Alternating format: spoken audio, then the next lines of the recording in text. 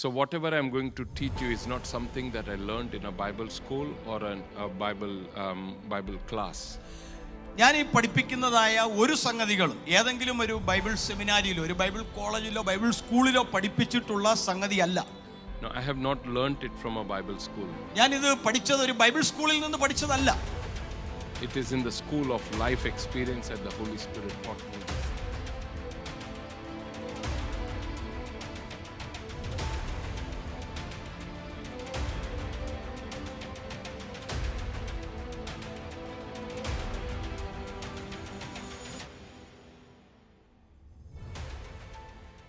ഏകദേശം ആ സമയത്താണ് പാസ്റ്റർ ബിനോയ് എന്നെ വിളിക്കുന്നത്. And he started telling me, Pastor, unusual things are starting to happen around you. കർത്താവിൻ്റെ ദാസൻ എന്നോട് വിളിച്ചു പറഞ്ഞു, പാസ്റ്ററെ, നിങ്ങളുടെ ജീവിതത്തിൽ അസാധാരണമായിട്ടുള്ള ചില കാര്യങ്ങൾ സംഭവിക്കാൻ പോവുകയാണ്, നടക്കാൻ പോവുകയാണ്. You might be sleeping in your room, but supernaturally God is taking you to places and you are sitting and praying with people. ഒരു പക്ഷെങ്കിൽ കിടക്കയിൽ ആണെങ്കിൽ പോലും ചില ഭാഗങ്ങളിലേക്ക്, ചില വ്യക്തികളുടെ അടുക്കലേക്ക്, മുറികളിലേക്ക് നിങ്ങളെ എടുത്തുകൊണ്ട് ദൈവം കൊണ്ടുപോകുന്നതായ അനുഭവങ്ങൾ ഉണ്ടാകും എന്ന് പാസ്റ്റർ ബിനോയ് പറഞ്ഞു. I had not shared this experience with anybody because I thought people will think I'm crazy. ഇതൊക്കെ ഞാൻ ആളുകളോട് അങ്ങനെ പറയാറില്ല. കാരണം ഇതൊക്കെ പറയുമ്പോൾ ആളുകൾ വിചാരിക്കും ഇങ്ങനെയൊക്കെ തലയ്ക്ക് എന്തെങ്കിലും പ്രശ്നം ഉണ്ടായിരിക്കുമെന്ന് ചിന്തിക്കും.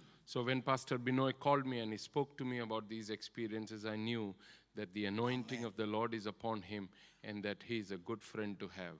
പ്രിയപ്പെട്ട സഹോദരി സഹോദരന്മാരെ, കർത്താവിൻ്റെ ദാസിദാസന്മാരെ, ഞാൻ ഇന്നിവിടെ നിൽക്കുമ്പോൾ ഈ അനുഭവം ഞാൻ അങ്ങനെ ആരോടും അധികം പറയാറില്ല. പക്ഷേ ഇപ്പോൾ പറയുന്നത് എന്താണെന്ന് ചോദിച്ചാൽ ഒരു കാര്യം എനിക്ക് മനസ്സിലായി. കർത്താവിൻ്റെ ദാസൻ പാസ്റ്റർ ബിനോയ് എന്ന ആ വ്യക്തി, അദ്ദേഹം വലിയൊരു അഭിഷിക്തനാകുന്നു. അതുകൊണ്ടാണ് അദ്ദേഹത്തിൽ കൂടെ എൻ്റെ ജീവിതത്തിൽ ഉണ്ടാകുന്ന അനുഭവങ്ങൾ പറയുവാനിടയായതെന്ന് ഞാൻ വിശ്വസിച്ചു. Because only Holy Spirit can reveal it to him. കാരണം പരിശുദ്ധാത്മാവിന് തൻ്റെ ദാസനോട് കാര്യങ്ങൾ വെളിപ്പെടുത്തി കൊടുക്കുവാൻ കഴിയും. He must be the only one who has shown him those experiences. അതെ, അദ്ദേഹം മാത്രമാണ് അങ്ങനെ ഒരു അനുഭവത്തെ എൻ്റെ ജീവിതത്തെക്കുറിച്ച് വെളിപ്പെടുത്തുവാൻ ഇടയായ വ്യക്തി. Hallelujah. Hallelujah. So today I'm also grateful for Pastor Jane. Pastor ജയനെ ഓർത്തും ദൈവത്തിന് സ്തോത്രം ചെയ്യുന്നു. She carries such an anointing of joy around her. തൻ്റെ ജീവിതത്തിൽ താൻ വളരെയധികം അഭിഷേകം പ്രാപിച്ചിട്ടുള്ള ഒരു കർത്തൃദാസിയാണ്. No, she carries the anointing of joy around her. ആമേൻ. സന്തോഷത്തിന്റെ ഒരു അഭിഷേകം തന്നിൽ വഹിക്കുന്ന ഒരു ദൈവദാസിയാണ്. Even today when I met her, I just could feel the joy that starts bubbling out of her and how it spreads around people. ഇന്ന് ഞാൻ തന്നെ കണ്ടപ്പോൾ പോലും ഉള്ളതായ സന്തോഷത്തിന്റെ ആ അഭിഷേകം അതിങ്ങനെ പുറത്തേക്ക് വരുന്ന ഒരു വലിയ അനുഭവം എന്നിലും ഉണ്ടായി. Hallelujah. Thank you, Jesus. യേശുവേ നന്ദി. So I just want to share with you what will happen over the next 2 days. അടുത്ത 2 ദിവസങ്ങൾ എന്താണ് ഇവിടെ നടക്കുന്നത് എന്ന് നിങ്ങളോട് വളരെ ചുരുക്കിയ വാചകങ്ങളിൽ പറയട്ടെ. So whatever I'm going to teach you is not something that I learned in a Bible school or a Bible class. ഞാൻ ഈ പഠിപ്പിക്കുന്നതായ ഒരു സംഗതികളും ഏതെങ്കിലും ഒരു ബൈബിൾ സെമിനാരിയിലോ ഒരു ബൈബിൾ കോളേജിലോ ബൈബിൾ സ്കൂളിലോ പഠിപ്പിച്ചിട്ടുള്ള സംഗതിയല്ല. No, I have not learned it from a Bible school. ഞാൻ ഇത് പഠിച്ചത് ഒരു ബൈബിൾ സ്കൂളിൽ നിന്ന് പഠിച്ചതല്ല.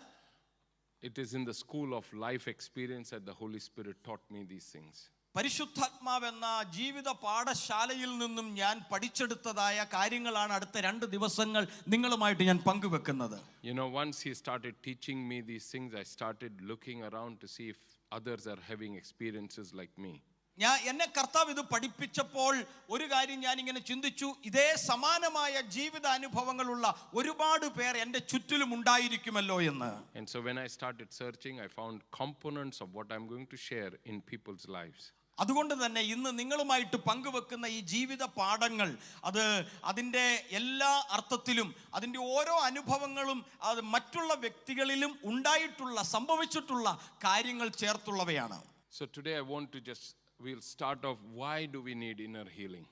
എന്തുകൊണ്ടാണ് നമുക്ക് ഒരു ആന്തരിക സൗഖ്യം ആവശ്യമുള്ളതെന്ന് പറയുന്നു. I will show you from different stories in the Bible of why we need inner healing. നമുക്ക് ആന്തരിക സൗഖ്യം വേണ്ടതിനെ കുറിച്ചുള്ളതായ ചില ബൈബിൾ സംബന്ധമായ തെളിവുകൾ ഞാൻ നിങ്ങൾക്ക് തരാം. And then we will start looking at how you and I can have some inner healing. അങ്ങനെ നമ്മൾ കാണുമ്പോൾ എങ്ങനെ നമുക്കും ഒരു ആന്തരിക സൗഖ്യം ഉണ്ടാകും എന്നതിനെ കുറിച്ച് മനസ്സിലാകും. I was born and brought up in Gujarat. ഞാൻ ജനിച്ചു വളർന്നത് ഗുജറാത്തിലാണ്. My parents belonged to a traditional church. ഒരു പാരമ്പര്യ സഭയുടെ അംഗങ്ങളായിരുന്നു എൻ്റെ മാതാപിതാക്കന്മാർ. And I had an encounter with God. അങ്ങനെ ദൈവവുമായിട്ടുള്ള ഒരു മുഖാമുഖ ബന്ധം അനുഭവം എനിക്കുണ്ടായി. I had heard about God, ദൈവത്തെക്കുറിച്ച് ഞാൻ കേട്ടിട്ടുണ്ട്, but I had not experienced him. പക്ഷേ ഞാൻ ദൈവത്തെ അനുഭവിച്ചിരുന്നില്ല. Hallelujah. Amen. So over the next 2 days I will share some of the things that I have learned and experienced. എൻ്റെ ജീവിത അനുഭവത്തിൽ നിന്നും ഞാൻ പഠിച്ചെടുത്തതായ കാര്യങ്ങളായിരിക്കും അടുത്ത ചില സെഷനുകളിൽ 2 ദിവസങ്ങളായി ഞാൻ നിങ്ങളോട് സംസാരിക്കുന്നത്. I just want to show you some of the things in the scriptures. Let's go to Genesis chapter 11. നമുക്ക് ഉൽപ്പത്തി പുസ്തകം 11-ാം അധ്യായത്തിൽ ചില വേദഭാഗങ്ങൾ ഞാൻ നിങ്ങളെ കാണിക്കാം. ഉൽപ്പത്തി 11-ാം അധ്യായം. So in Genesis 11 is where the Bible says that the languages were split. ഈ ഉൽപ്പത്തിയിൽ തന്നെയാണല്ലോ ഭാഷ വിഭജിക്കപ്പെട്ടത് നമ്മൾ വായിക്കുന്നത്. So in Genesis 11 we find the story of Babel, the Tower of Babel. Babel ഗോപുരത്തെ കുറിച്ച് പറഞ്ഞിരിക്കുന്ന ഭാഗമാണ് ഉൽപ്പത്തി 11-ാം അധ്യായം. But for me, as I started searching, I said, Lord, what does this actually mean? അപ്പോൾ എന്നെ സംബന്ധിച്ചിടത്തോളം ഞാനിത് വായിച്ചപ്പോൾ ഞാൻ കർത്താവിനോട് ചോദിച്ചു, യഥാർത്ഥത്തിൽ ഇതിന്റെ അർത്ഥം എന്താണ്? This is my understanding. ഞാൻ മനസ്സിലാക്കിയത് ഇങ്ങനെയാണ്. What it meant is that when people would speak something, the person who heard it understood what was being said. ഇങ്ങനെ നമ്മൾ മനസ്സിലാക്കിക്കേ, ഒരാള് സംസാരിക്കുന്ന കാര്യം കേൾക്കുന്ന വ്യക്തി അത് മനസ്സിലാക്കിയെടുക്കുന്ന രീതി. So in Genesis chapter 11 verse 9, അതിന്റെ ഉൽപ്പത്തി 11-ന്റെ 9-ാമത്തെ വാക്യം. Therefore its name was called Babel, because there the Lord confused the language of all the earth. അവിടെ വെച്ച് ഭാഷ കലക്കി കളയുകയാൽ അതിന് ബാബേൽ എന്ന് പേരായി.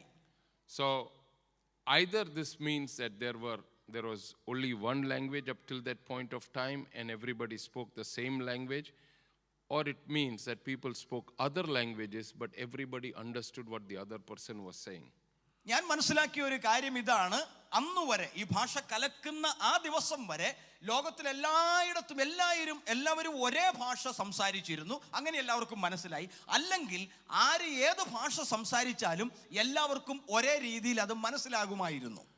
So I started looking, and I found in Genesis 10. അങ്ങനെ ഞാൻ ഉൽപ്പത്തി 10-ാം അധ്യായത്തിൽ അതിനെ തിരഞ്ഞു. And I found that actually people spoke different languages, but my conclusion is that by the time in Genesis 11 what it talks about is that people spoke different languages but they understood each other. 10-ാമത്തെ അധ്യായത്തിൽ നമ്മൾ വായിക്കുന്നതനുസരിച്ച് ഞാൻ മനസ്സിലാക്കിയ ഒരു കാര്യം, എല്ലാ ആളുകളും പല തരത്തിലുള്ള ഭാഷകൾ സംസാരിച്ചിരുന്നു, പക്ഷെങ്കിൽ എല്ലാവർക്കും ഒരേ രീതിയിൽ ആ 11-ാമത്തെ അധ്യായത്തിൽ വരുന്നത് വരെ കാര്യങ്ങൾ മനസ്സിലാക്കി പോയിരുന്നു എന്നതാണ്. In Genesis 10 verse 5, ഉൽപ്പത്തി പുസ്തകം 10-ാം അധ്യായത്തിന്റെ 5-ാം വാക്യം നോക്കിക്കേ. ഉൽപ്പത്തി 10-ന്റെ 5-ാമത്തെ വാക്യത്തിൽ, ഇവരാൽ ജാതികളുടെ ദ്വീപുകൾ അതത് ദേശത്തിൽ ഭാഷയായും ജാതി ജാതിയായും കുലം കുലമായും പിരിഞ്ഞു. Can you see they were already speaking different languages? ഈ വാക്യത്തിൽ ഇവരെല്ലാവരും വ്യത്യസ്തമായ ഭാഷകളാണ് സംസാരിച്ചിരുന്നതെന്ന് നമുക്ക് ബോധ്യമാണ്. When I read this, I thought maybe it is a printing mistake. ഞാൻ ആദ്യം വായിച്ചപ്പോൾ ഓർത്തത് ഇത് അച്ചടിപ്പിശകായിരിക്കുമെന്നാണ്. Let us look at verse 20 now. ഇനി അതിന്റെ 20-ാമത്തെ വാക്യം വായിച്ചു നോക്കാം.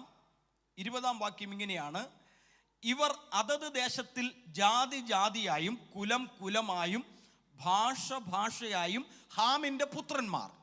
So again there were the children of Ham, they spoke a different language. ഇവിടെ ഹാമിന്റെ പുത്രന്മാര് പല ഭാഷകളാണ് സംസാരിച്ചിരുന്നത്. Verse 31, 31-ാമത്തെ വാക്യം, ഇവർ അതത് ദേശത്തിൽ ജാതി ജാതിയായും കുലം കുലമായും ഭാഷ ഭാഷയായും ഷേമിന്റെ പുത്രന്മാർ. So here we find that they were already speaking different languages, but my conclusion, as I said, it's my conclusion that they could understand each other. Now I'll show you why I came to the conclusion. ഞാൻ പറഞ്ഞല്ലോ, ഇത് ഞാൻ മനസ്സിലാക്കിയ കാര്യമാണ്. ഞാൻ അതിനെക്കുറിച്ച് മനസ്സിലാക്കിയത് ഇപ്രകാരമാണ്: ഇവരെല്ലാവരും വ്യത്യസ്തമായ ഭാഷകൾ സംസാരിച്ചിരുന്നുവെങ്കിലും അവർക്കെല്ലാവർക്കും അത് മനസ്സിലാകുമായിരുന്നു. എന്നാൽ എന്തുകൊണ്ടാണ് ഇത് എൻ്റെ ഒരു കൺക്ലൂഷൻ ആണെന്ന് പറവാൻ കാരണം എന്ന് ഞാൻ കാണിക്കാം. Because in Acts chapter 2, we find that God is restoring some of the things that were lost in the Old Testament. അതിൻ്റെ കാരണം നമ്മൾ പ്രവർത്തികളുടെ പുസ്തകം വായിച്ചു വരുമ്പോൾ അവിടെ പഴയ നിയമത്തിൽ സംഭവിച്ചതായ ആ കലക്കങ്ങളെല്ലാം തന്നെ ദൈവം അതിനെ പുനഃസ്ഥാപിച്ചതായിട്ട് നമ്മൾ കാണുന്നുണ്ട്. So if you can read from Acts chapter 2. പ്രവർത്തികളുടെ പുസ്തകം 2-ാം അധ്യായം 1 മുതലുള്ള വാക്യങ്ങൾ. പെന്തക്കോസ്ത് നാൾ വന്നപ്പോൾ എല്ലാവരും ഒരു സ്ഥലത്ത് ഒന്നിച്ചു കൂടിയിരുന്നു. പെട്ടെന്ന് കൊടിയ കാറ്റടിക്കുന്നത് പോലെ ആകാശത്ത് നിന്ന് ഒരു മുഴക്കമുണ്ടായി. അവർ ഇരുന്നിരുന്ന വീട് മുഴുവനും നിറച്ചു.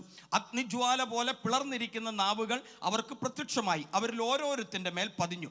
എല്ലാവരും പരിശുദ്ധാത്മാവ് നിറഞ്ഞവരായി ആത്മാവ് അവർക്ക് ഉച്ചരിപ്പാൻ നൽകിയതുപോലെ അന്യഭാഷകളിൽ സംസാരിച്ചു തുടങ്ങി. അന്ന് ആകാശത്തിന് കീഴിലുള്ള സകല ജാതികളിൽ നിന്നും യെരുശലേമിൽ വന്നു പാർക്കുന്ന യഹൂദന്മാരായ ഭക്തിയുള്ള പുരുഷന്മാർ ഉണ്ടായിരുന്നു. ഈ മുഴക്കമുണ്ടായപ്പോൾ പുരുഷാരം വന്നുകൂടി. ഓരോരുത്തൻ താന്താന്റെ ഭാഷയിൽ അവർ സംസാരിക്കുന്നത് കേട്ട് അമ്പരന്നുപോയി. Can you see again? You see that they all spoke in, as I'm starting to speak, I'm speaking in my language. There are 120 of us. നമ്മൾ ഇവിടെ വീണ്ടും കാണുന്നത് ഇത് തന്നെയാണ്. അവരെല്ലാവരും താങ്കളുടെ ഭാഷയാണ് സംസാരിക്കുന്നത്. ഞാൻ ഒരു ഭാഷയിൽ സംസാരിക്കുമ്പോൾ, അന്യഭാഷയിൽ സംസാരിക്കുമ്പോൾ, so there is a crowd that is gathered which is not speaking in tongues. അന്യഭാഷ സംസാരിക്കാത്തതായ ഒരു വലിയ സമൂഹം, ഒരു ജനക്കൂട്ടം അവിടെ ഉണ്ട്. And these are the people who have come from different countries. പല രാജ്യങ്ങളിൽ നിന്ന് വന്നവരാണ് അവിടെ ഒന്നിച്ചു കൂടിയിരിക്കുന്നത്. But there are only 120 on whom the anointing fell and they started speaking in other tongues. എന്നാൽ ഈ കൂട്ടത്തിൽ 120 പേരുടെ മേൽ മാത്രമേ ദൈവത്തിന്റെ ആത്മാവ് പരിശുദ്ധാത്മാവ് വന്നിരുന്നുള്ളൂ. ഈ 120 പേരാണ് ഈ വന്നിരിക്കുന്ന ജനത്തോട് സംസാരിക്കാൻ തുടങ്ങിയത്. So they are all speaking in tongues. എല്ലാവരും അന്യഭാഷകൾ സംസാരിച്ചു. They are speaking in tongues. So for example, I am speaking in tongues. Ribaka sanda rabalita rama ribarika. Amen. Sir ഇപ്പൊ പറഞ്ഞതുപോലെ ഈ ഒരു അന്യഭാഷ ആണ് അവർ പറയുന്നതെന്ന് വിചാരിക്കുക. So they are speaking in tongues. അവർ അന്യഭാഷകളിൽ സംസാരിക്കുന്നു. But the person who heard it in their own language. പക്ഷേ ഇവര് അന്യഭാഷയിലാണ് സംസാരിച്ചത്. എന്നാൽ കേട്ട വ്യക്തികളുണ്ടല്ലോ, കേട്ട സമൂഹമുണ്ടല്ലോ, അവർ തങ്ങളുടെ ഭാഷയിലാണ് ഇവർ പറഞ്ഞ അന്യഭാഷ കേട്ടത്. मैं आप लोगों से हिंदी में बात कर सकता हूं. आप हिंदी में सुनोगे तो आपको हिंदी समझ में आएगा. ആമേൻ. ഞാൻ ഇപ്പോൾ ഹിന്ദിയിലാണ് പറയുന്നതെങ്കിൽ നിങ്ങൾ വേറൊരു ഭാഷക്കാരനാണെങ്കിൽ പോലും നിങ്ങൾക്ക് ഹിന്ദിയിൽ ഞാൻ പറഞ്ഞ ഭാഷ നിങ്ങൾക്ക് ബോധ്യമാകുന്നു. But you won't hear that in English, or you won't hear that in Tamil. You won't hear that because I'm speaking one language which is Hindi. ആമേൻ. ഹിന്ദി എന്ന ഒരു ഭാഷയിലാണ് ഞാൻ സംസാരിച്ചത് കൊണ്ട് നിങ്ങൾ ഒരിക്കലും കേൾക്കുന്നത് ഇംഗ്ലീഷിലോ തമിഴിലോ മറ്റേതെങ്കിലും ഒരു ഭാഷയിലോ അല്ല ഞാൻ പറഞ്ഞ സംസാരം നിങ്ങൾ കേട്ടത്. Are you understanding? When the 120 started praying in tongues, they were not speaking in a human language the way we understand. They were speaking under the anointing of the Lord as the Spirit gave them utterances. നിങ്ങൾ മനസ്സിലാക്കേണ്ട ഒരു കാര്യം, ഈ 120 പേർ അഭിഷേകം പ്രാപിച്ചവരായ പ്രിയപ്പെട്ടവർ സംസാരിച്ചപ്പോൾ അവർ അന്യഭാഷയിൽ പരിശുദ്ധാത്മാവ് അവർക്ക് ഉച്ചരിപ്പാൻ നൽകിയതുപോലെ സംസാരിച്ചു എന്നാണ് നമ്മൾ വായിക്കുന്നത്. But the hearing happened in their own language. പക്ഷേ കേട്ടവർ തങ്ങളുടെ സ്വന്തം ഭാഷയിലാണ് ഇവർ പറഞ്ഞ അന്യഭാഷ കേട്ടത്. Are you understanding what I am trying to say? ഞാൻ പറയുന്ന കാര്യം നിങ്ങൾക്ക് മനസ്സിലാകുന്നുണ്ടോ? Hallelujah. Hallelujah. In the same way, I will share experiences with you. ആമേൻ. ഇതുപോലെ തന്നെ ഞാൻ എൻ്റെ സ്വന്തം അനുഭവം നിങ്ങളോട് പങ്കുവെക്കുമ്പോൾ I will talk about what the Lord has taught me. കർത്താവ് എന്നെ പഠിപ്പിച്ച കാര്യങ്ങൾ ഞാൻ നിങ്ങളോട് പറയുമ്പോൾ, But when you hear it, പക്ഷെ നിങ്ങൾ കേൾക്കുമ്പോഴോ, Holy Spirit will filter it for you so it is useful to you the way you need it. ആമേൻ. നിങ്ങൾക്ക് എന്താണോ ആവശ്യമായിരിക്കുന്നത് അതിനനുസരിച്ച് ഇന്ന് പകൽക്കാലം അതിനെ അരിച്ചെടുത്ത് നൽകുന്ന ഒരു പരിശുദ്ധാത്മാവ് ഇവിടെ ഇന്നുണ്ട്. All of you have come here for different reasons. നിങ്ങൾ ഇവിടെ വന്നിരിക്കുന്ന എല്ലാവരും ഏതെങ്കിലും ഒരു പ്രത്യേക ആവശ്യത്തിന് വേണ്ടിയാകാം. Some of you might have come here because you want to be equipped. Others are here because you want to have a deeper healing in your own self. ചിലർ വന്നിരിക്കുന്നത് ഒന്നുകൂടി ഒന്ന് സജ്ജമായി തീരുവാൻ വേണ്ടി, ഒന്ന് ഒരുക്കപ്പെടുവാൻ വേണ്ടി, അല്ലെങ്കിൽ മറ്റു ചിലർ വന്നിരിക്കുന്നത് ഇന്ന് പകൽ എൻ്റെ അകത്തൊരു വലിയ സൗഖ്യം നടക്കണമെന്ന ആഗ്രഹത്തോടു കൂടിയാകാം. So the Holy Spirit knows your needs and he will meet your need. അത് പരിശുദ്ധാത്മാവിന് നിങ്ങൾ ഏത് ആവശ്യത്തിനാണ് ഇവിടെ വന്നിരിക്കുന്നത് അവന് ആവശ്യമറിയാം. ആ ആവശ്യത്തെ അവൻ ഇന്ന് പകൽക്കാലം സന്ധിക്കുകയും ചെയ്യും. So the lesson 1 for you is this. ഒന്നാമത്തെ നിങ്ങൾക്കുള്ള പാഠം ഇതാണ്, that the Holy Spirit will lead us in what we need. ആമേൻ. നമുക്ക് ആവശ്യം എന്താണോ അതിലേക്ക് പരിശുദ്ധാത്മാവ് നമ്മെ നയിക്കും എന്നതാണ് ഒന്നാമത്തെ പാഠം. Holy Spirit will teach us what is needed. ആമേൻ. നമുക്ക് എന്താണോ വേണ്ടത് അത് പരിശുദ്ധാത്മാവ് ഇന്ന് പഠിപ്പിക്കും. For many years I thought that my life would be different if I had an encounter with God. ആമേൻ. ദൈവമായിട്ടുള്ള ഒരു മുഖാമുഖം ഇടപാട് എനിക്ക് ഉണ്ടായിരുന്നെങ്കിൽ എൻ്റെ ജീവിതം മറ്റൊന്നാകുമായിരുന്നു എന്ന് ഞാൻ പല വർഷം ചിന്തിച്ചു. I thought maybe if I had a better teacher, then I would have been very good and I would have been very successful. ഞാൻ ഇങ്ങനെ ചിന്തിച്ചിരുന്നു, എനിക്ക് ഇതിനേക്കാളും നല്ലൊരു അധ്യാപകനോ അധ്യാപികയോ ഉണ്ടായിരുന്നുവെങ്കിൽ എൻ്റെ ജീവിതം കുറച്ചും കൂടെ മെച്ചപ്പെടുമായിരുന്നു. If I had greater level of anointing, then I would have been able to do greater things for God. എനിക്ക് ഇതിനേക്കാളും ഒരു വലിയ ഉയർന്ന അതേ അനുഭവമുള്ള ഒരു അഭിഷേകം ഉണ്ടായിരുന്നെങ്കിൽ എൻ്റെ ജീവിതം ശുശ്രൂഷ മറ്റൊരു നിലയിൽ ആകുമായിരുന്നു എന്ന് ചിന്തിക്കുന്നു. But what I started realizing when I started reading the Bible and when God moved the scales that were covering my eyes is this. ആമേൻ. എന്നാൽ ഞാൻ ദൈവത്തിന്റെ വചനം വായിക്കുകയും പഠിക്കുകയും ചെയ്ത ആ സന്ദർഭത്തിൽ എൻ്റെ കണ്ണിന്റെ മേലുണ്ടായിരുന്ന ചെതുമ്പല് അവൻ അടർത്തി മാറ്റിയപ്പോൾ മനസ്സിലാക്കിയ ഒരു സത്യം ഇതാണ്. So as I said, you know, I was born and brought up in Gujarat. ഞാൻ പറഞ്ഞല്ലോ, ഞാൻ ഗുജറാത്തിൽ ജനിച്ചു വളർത്തപ്പെട്ട ഒരാളാണ്. My parents are Malayalis. എൻ്റെ മാതാപിതാക്കന്മാർ മലയാളികളാണ്. So I can speak Malayalam, I can understand Malayalam. എനിക്ക് മലയാളം സംസാരിക്കാനും അറിയാം, പറഞ്ഞാൽ മനസ്സിലാവുകയും ചെയ്യും. But I can't preach in Malayalam. പക്ഷേ എനിക്ക് നിർഭാഗ്യവശാൽ മലയാളത്തിൽ പ്രസംഗിക്കാൻ പറ്റുകയില്ല. I have not worked hard at it. കാരണം അതിനുവേണ്ടി ഞാൻ ശ്രമം നടത്തിയിട്ടില്ല. I live in a foreign country. ഞാനൊരു വിദേശ രാജ്യത്ത് ജീവിക്കുന്നു. And that is where I have to use English all the time. അതുകൊണ്ടാണ് ഞാൻ എല്ലായ്പ്പോഴും ഇംഗ്ലീഷ് ഉപയോഗിക്കേണ്ടതായിട്ട് വരുന്നത്. My congregation is not a Malayali congregation. എൻ്റെ സഭാ വിശ്വാസികൾ മലയാളികളായിട്ടുള്ളവരല്ല. I have about 20 Malayalis in my church. എൻ്റെ സഭയിൽ 20ഓളം Malayali അംഗങ്ങളുണ്ട്. That is all. In the whole congregation, very small part of it is Malayalis or Tamilians. You know, Malayalis, Tamilians, all together is 20 people. ആമേൻ. എല്ലാവരും കൂടെ ചേർന്ന്, മലയാളികളും തമിഴരും എല്ലാവരും കൂടെ ചേർന്ന് 20ഓളം പേരാണ് സഭയിലുള്ളത്. But I have a larger congregation than that, and they are all English-speaking people. എന്നാൽ അതിനേക്കാളും വലിയ അംഗങ്ങളുള്ള ഒരു വലിയ ഇംഗ്ലീഷുകാരായിട്ടുള്ള ഇംഗ്ലീഷ് സംസാരിക്കുന്ന വലിയൊരു കൂട്ടം അവിടെ എനിക്കുണ്ട്. So if pastor makes any mistake, I know he's making a mistake. So don't worry, he will give you exact that I want. അതുകൊണ്ട് പാസ്റ്റർ എന്തെങ്കിലും തെറ്റ് പറഞ്ഞാൽ ഇദ്ദേഹം പറയുന്നത് തെറ്റാണെന്ന് എനിക്ക് മനസ്സിലാകും. അതുകൊണ്ട് തന്നെ നിങ്ങൾക്ക് എന്താണോ വേണ്ടത് അത് തന്നെ ഞാൻ പറയും. Are you understanding? So don't worry. മനസ്സിലാകുന്നുണ്ടോ? So when I started looking at, I have, you know, I'm married, I have 2 children. ഞാൻ വിവാഹിതനും എനിക്ക് 2 മക്കളുമുണ്ട്. They are 2 daughters. 2 പെൺമക്കൾ. One is 25 years old. She helps me with worship and she leads our youth ministry. എൻ്റെ മൂത്ത മോൾക്ക് 25 വയസ്സ് പ്രായമുണ്ട്. സഭയിലെ ആരാധന ലീഡ് ചെയ്യുന്നതും യൂത്ത് യുവജന മീറ്റിങ്ങുകളൊക്കെ സംഘടിപ്പിക്കുന്നതും അവളാണ്.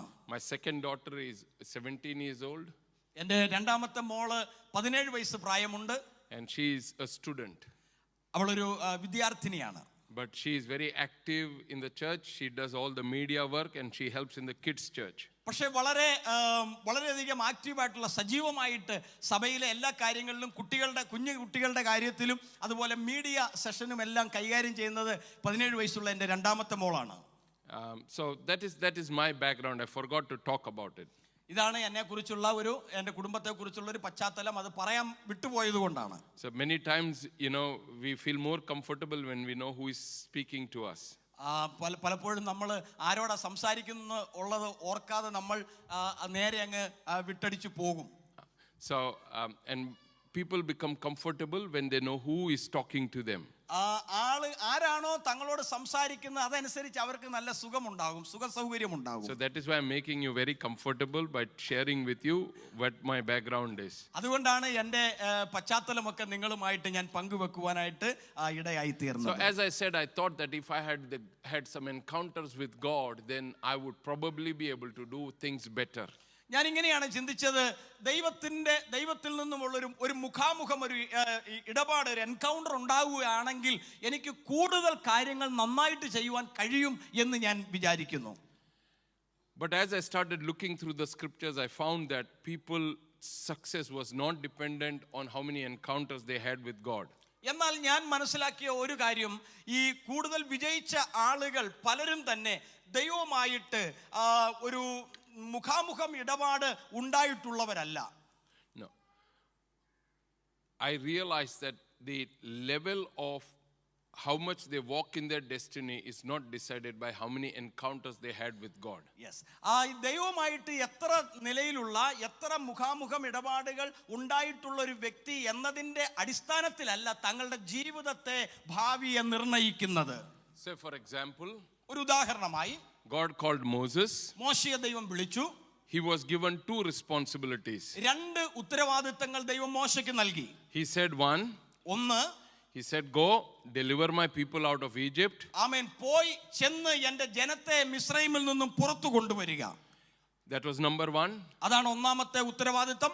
Once you bring them out, നീ അവരെ പുറത്തു കൊണ്ടുവരുമ്പോൾ, you bring them to Mount Horeb. Horeb പർവ്വതത്തിലേക്ക് നീ അവരെ കൊണ്ടുവരണം.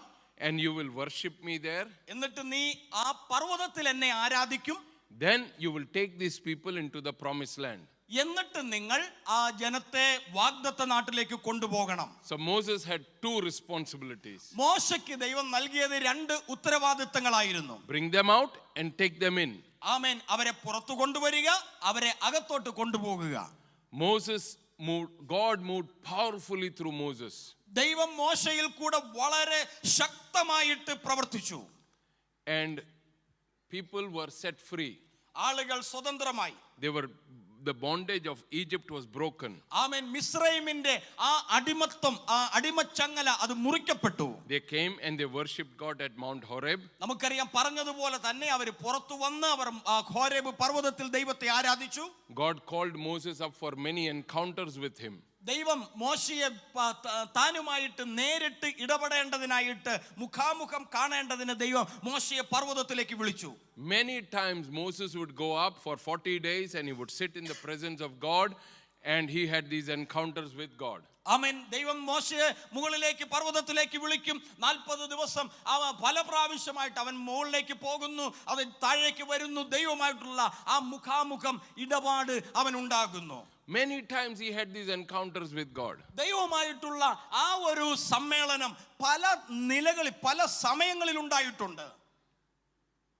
Then we find, പിന്നീട് കാണുന്നത്, we don't see that actually Moses took the people into the promised land. പിന്നീട് നമ്മൾ കാണുന്നത് മോശയല്ല വാഗ്ദത്ത നാട്ടിലേക്ക് ആമേൻ ഇസ്രായേലിനെ നയിച്ചത്.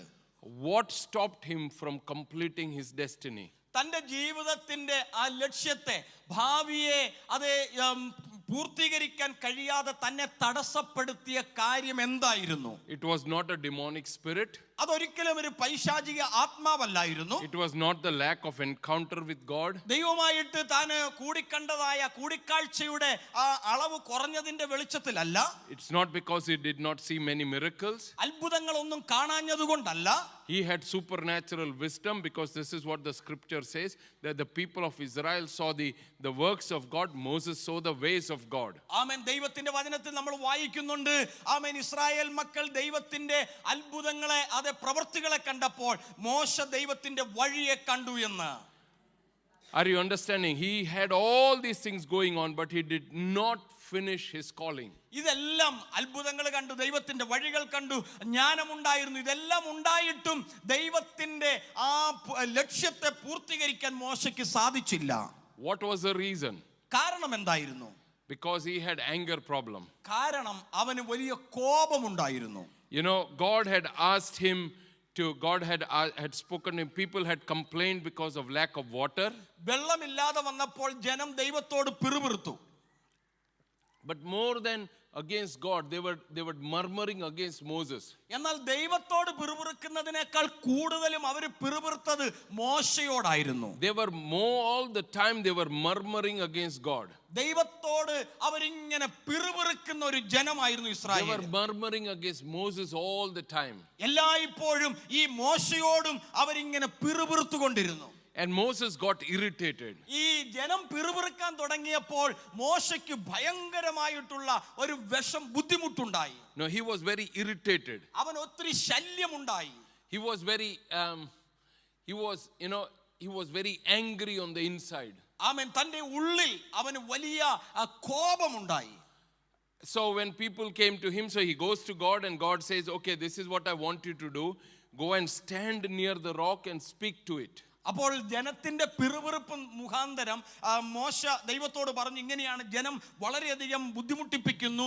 അപ്പോൾ കർത്താവ് പറഞ്ഞു, നീ ഒരു കാര്യം ചെയ്യ്, നീ ആ പാറയുടെ ആ അരികിൽ ചെന്ന് നിൽക്ക്. And then speak to the rock. എന്നിട്ട് പാറയോട് നീ കൽപ്പിക്ക്, സംസാരിക്ക്. Moses went to the rock. പാറയുടെ അടുക്കൽ മോശ ചെന്നു. The last time God had asked him to strike against the rock. ആമേൻ. ഏറ്റവും അവസാനമാണ്. No, first he had asked him to strike at the rock. Many years ago he had done this and he had asked him to strike the rock. ആമേൻ. വർഷങ്ങൾക്ക് മുമ്പ് ആ പാറയെ അടിക്കുവാൻ ദൈവം മോശയോട് കൽപ്പിച്ചിരുന്നതാണ്, ചോദിച്ചിരുന്നതാണ്. But this time he said, speak to the rock. പക്ഷെ ഈ സമയത്ത് അവനോട് അടിക്കാനല്ല, ആ പാറയോട് സംസാരിപ്പാൻ കൽപ്പിക്കാനാണ് പറഞ്ഞത്. So suppose this was the rock. നോക്കുക, ഇതാണ് ആ പാറ എന്ന് ചിന്തിക്കുക. So Moses is supposed to stand here in front of the rock. ഈ മോശ ആ പാറയുടെ മുമ്പാകെ വന്ന് നിൽക്കുന്നു. He has to call all the people together. എല്ലാ ആളുകളെയും ഒരുമിച്ച് പാറയുടെ അരികിലേക്ക് കൊണ്ടുവരുന്നു. Then he has to speak to the rock. എന്നിട്ട് ഈ പാറയോട് മോശ സംസാരിക്കണം. But when Moses saw all these people, our anger comes up when we see people. Am I right? നമുക്കറിയാം, മോശയ്ക്ക് ഈ ജനത്തെ കണ്ടപ്പോൾ ഉണ്ടല്ലോ, തന്നെ ഇതുപോലെ ശല്യപ്പെടുത്തുന്ന ബുദ്ധിമുട്ടിപ്പിക്കുന്ന ജനത്തെ കണ്ടപ്പോൾ ആ മോശയുടെ ഉള്ളിൽ ഭയങ്കര കോപമുണ്ടായി. നമുക്കാണെങ്കിലും നമ്മളെ ബുദ്ധിമുട്ടിപ്പിക്കുന്ന ആളുകളെ കാണുമ്പോൾ ഒരു കോപം ഉണ്ടാവും അല്ലേ? So in the same way, Moses' emotions came up. പെട്ടെന്ന് മോശയുടെ ഉള്ളിൽ കിടക്കുന്ന ആ ഒരു വൈകാരികമായ ഒരു ശക്തി ഉണ്ടല്ലോ, അത് പുറത്തു വന്നു. And so instead of remembering what God had asked him to do, he took a stick and struck the rock. ഇതിന്റെ ഫലമായിട്ട് മോശയോട് ദൈവം എന്താണോ പറഞ്ഞതെന്നുള്ള കാര്യം മറന്നുപോയിട്ട് സംസാരിക്കേണ്ടതിന് പകരം ആ ദേഷ്യത്തിൽ അവൻ ആ പാറയെ അടിച്ചു. So it is quite natural that we will get angry when people irritate us. നമ്മെ പലരും അത് ബുദ്ധിമുട്ടിപ്പിക്കുകയും ശല്യപ്പെടുത്തുകയും ചെയ്യുമ്പോൾ നമുക്ക് കോപം ഉണ്ടാകുന്നത് സാധാരണമാണ്. This word irritation is one step before the anger. ഈ കോപത്തിന്റെ ഒരു പടി മുമ്പിലുള്ളതിന്റെ before after അല്ല before മുമ്പിൽ. Okay. So it is one step before you get angry. നമ്മൾ കോപിക്കുന്നതിന് ഒരു പടി മുമ്പിൽ. So it is like an irritation. It is like, you feel on the inside. You have not released the anger yet. നമുക്കറിയാമല്ലോ, കോപത്തിന് മുമ്പുള്ള ഒരു വല്ലാത്തൊരു ഒരു ഒരു ഒരു വിഷം, ഒരു ബുദ്ധിമുട്ടുണ്ടല്ലോ, നമ്മൾ ആകെപ്പാടെ അങ്ങ് മുഷിയുകയാണ്. ഈ ആ മുഷിച്ചിലിൽ കോപം പൂർണ്ണമായിട്ടും പുറത്തു വരുന്നില്ല. So when somebody does that on a consistent basis, we just think, why don't they not understand this? You are angry but not angry fully yet. ആമേൻ. നമുക്കറിയാം, ചില ആളുകൾ നമ്മളെ ഇതുപോലെ ഇങ്ങനെ മുഷിപ്പിക്കുമ്പോൾ എന്ന് പറഞ്ഞ് നമ്മുടെ ഉള്ളിൽ അപ്പോഴും കോപം പൂർണ്ണമായിട്ടും പുറത്തു വന്നിട്ടില്ല, പക്ഷെങ്കിൽ ആ മുഷിച്ചിലിനകത്ത് നമുക്ക് നമ്മുടെ ആ വികാരം വെളിപ്പെടുകയാണ്. Now the challenge is that this was not the first time Moses had an anger problem. ഈ ആദ്യമായിട്ടല്ല മോശയ്ക്ക് ഇതുപോലൊരു കോപത്തിന്റെ പ്രശ്നം ഉണ്ടാകുന്നത്. Moses consistently had an anger problem. മോശയെ സംബന്ധിച്ചിടത്തോളം ഇത് നിരന്തരമായിട്ട് തനിക്ക് കോപമുള്ള ഒരാളാണ്. Are you understanding? Even before the experience at Mount Horeb with the burning bush, Horeb പർവ്വതത്തിൽ ആ കത്തുന്ന മുൾപടർപ്പിനെ കാണുന്ന ആ ഒരു അനുഭവത്തിന് മുമ്പ് പോലും he had got angry with somebody and he had got so angry that he killed him. ആ ചിലരോട് അവൻ വളരെ വലിയ തോതിൽ കോപിച്ചിട്ട് അവനെ ഒറ്റയടിക്ക് തല്ലിക്കൊന്നിട്ടുള്ള അനുഭവങ്ങളുണ്ട്. And then he buried him. എന്നിട്ട് അവനെ മണലിനകത്ത് അവനെ കുഴിച്ചു മൂടി. It was not by chance that he killed that man. He looked to the right, he looked to the left. He had already decided in his heart, I'm going to kill him. ആമേൻ. ശരിക്കും പറഞ്ഞാൽ പ്രിയപ്പെട്ടവരെ, മോശ അബദ്ധത്തിൽ ഒരു കയ്യബദ്ധം വന്നവനെ അടിച്ചു കൊന്നതല്ല. അങ്ങോട്ടും ഇങ്ങോട്ടും നോക്കി ആരെങ്കിലും കാണുന്നുണ്ടോ എന്ന് നോക്കിയിട്ടാണ് ഇവനെ അടിച്ചു കൊന്നത്. So he had already decided in his mind, I'm going to teach him a lesson. ആമേൻ. മോശ യഥാർത്ഥത്തിൽ തന്റെ ഉള്ളിൽ ഇങ്ങനെ ചിന്തിച്ചിരുന്നു, ഇവനെ ഞാൻ ഒരു പാഠം പഠിപ്പിച്ചിട്ടേ ഉള്ളൂ. Are you understanding? I'm going to teach him a lesson. ആമേൻ. ഞാൻ അവനെ ഒരു പാഠം പഠിപ്പിക്കും. മനസ്സിലാകുന്നുണ്ടോ? So he had an anger problem and it existed all throughout his ministry. ആമേൻ. തന്റെ ജീവിതത്തിൽ മോശയ്ക്ക് കോപം എന്നുള്ള ഒരു വികാരം വളരെ കൂടുതലായിരുന്നു. തന്റെ ശുശ്രൂഷയുടെ ഉടനീളം ഈ കോപത്തിന്റെ അനുഭവങ്ങൾ വെളിപ്പെട്ടു വന്നും ചെയ്തിരുന്നു. Are you understanding? So one of the things that will stop you and me from possessing our destiny is an anger problem. ഞാൻ ഒരു കാര്യം പറയാം, നമ്മുടെ ജീവിതത്തിന്റെ ലക്ഷ്യപൂർത്തീകരണത്തിലേക്ക് നമ്മളെ തടയുന്നതായ ഒരു സംഗതി നമ്മുടെ ജീവിതത്തിൽ ഉണ്ടാകുന്ന കോപമാണ്. So, when you look at Moses, he had the encounters with God, he has the wisdom of God, he had the anointing of God, he had the word of God, all the things necessary. But he still failed because he was not dealing with his emotions. ദൈവമായിട്ടുള്ള മുഖാമുഖം ആ കൂടിക്കാഴ്ച ലഭിച്ചവനാണ്. ദൈവത്തിന്റെ അഭിഷേകം ഉണ്ടായിരുന്നു, ദൈവികമായ ജ്ഞാനം പ്രാപിച്ചവനായിരുന്നു, അത്ഭുതങ്ങളും അടയാളങ്ങളും ഒക്കെ കണ്ടവനായിരുന്നു മോശ. എന്നിട്ടും അവന്റെ ജീവിതത്തിൽ അവന് ഈ വലിയ കോപത്തിന്റെ ശക്തി അവനിൽ ഉണ്ടായിരുന്നു.